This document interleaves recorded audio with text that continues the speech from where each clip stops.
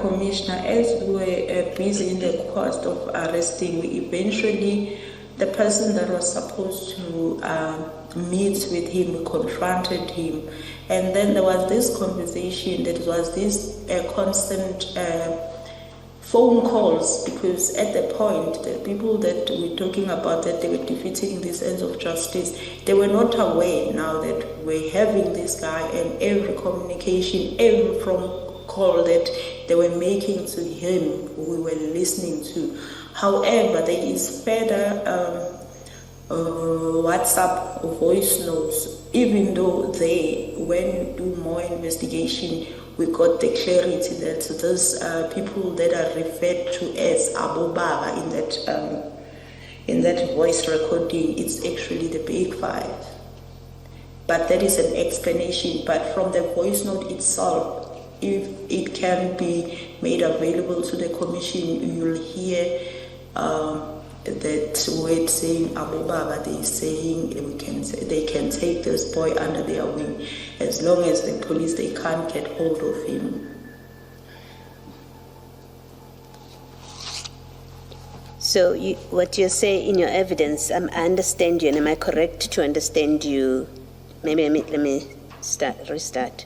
Am I correct to understand you to be saying that Mr. Lakimulefe, as he is on the run, also enjoys the protection, or maybe enjoying the protection of the cartel that we have been told is called the Big Five? That's very correct. That's what I'm trying to say, Commissioner. And these recordings that you are referring to, you have listened to them, you've heard them, those communications? Yes. Thank you. And just before you move to the next topic, in paragraph 105 of the statement, you say, after Katiso Molefe's arrest, we carried out a manhunt for Mr. Lucky Molefe until the early hours of 9 December. But that is 3 days later. Did you mean 7 December 2024? Did the manhunt go on for 3 days? Yes, Commissioner, we didn't sleep. Shortly after, if we slept only 2 hours and we continued. If we slept, the most we slept 3 hours and we continued until we had to come and prepare ourselves that early morning for the court.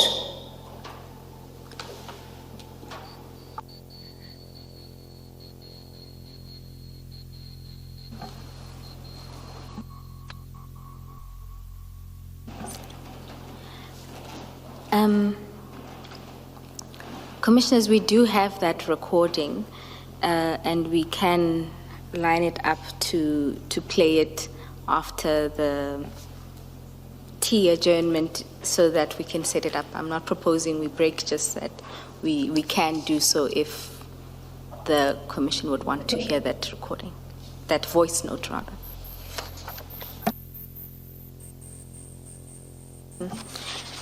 Witness B, your next topic is the additional causes of concern, and in particular, you deal with a call that Witness A received from General Shibiri. Can you tell the Commission about this? Yes, Commissioners. On this day, it was on the 16th, and I was together with Witness A, and then he received a WhatsApp call, of which I know that he already spoke much about this call in detail, but I would like to only go in detail on what I found it concerning, mostly for me. Well, in the beginning, it was more like ice-breaking because they were talking about the health issues, and then it went where now I picked interest when he said he was invited to a birthday party of General Sibiya, and he declined because of his health condition, but mostly other than health condition, he didn't want to go there because he knew that General Spear would expect a feedback on the case of Swart, and he also said he knew that that was not to maybe brief the National Commissioner, but it was to brief the side of the other side. Let me just explain. It was said it was for the other side, of which it was questionable. And witness B, that you were able to hear this, had witness A put General Shibiri on speaker?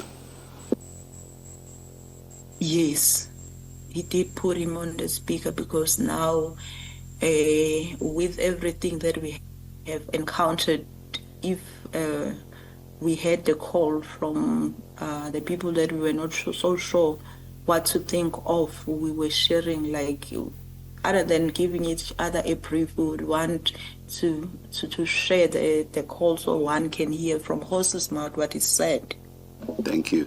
And Ms. Poe, I see that there's an issue with the numbering here. It says the main number is 106, and then instead of 106.1 and 106.2, you have 80.1 and 80.2. Have you corrected it? We have corrected it on ours. Chair, I am embarrassed to say that I hadn't corrected it on mine, but we'll duly make those corrections. Thank you. Witness B, you go on to talk about the other parts of the phone conversation. Do you want to touch on those?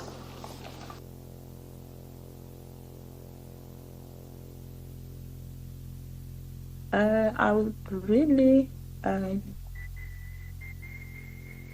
actually like not to go into those ones because they already are out there by the witness A.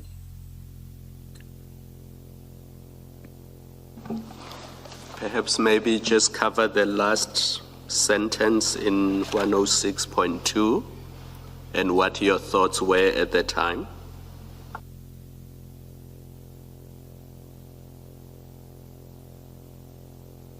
Nesby, can you hear me?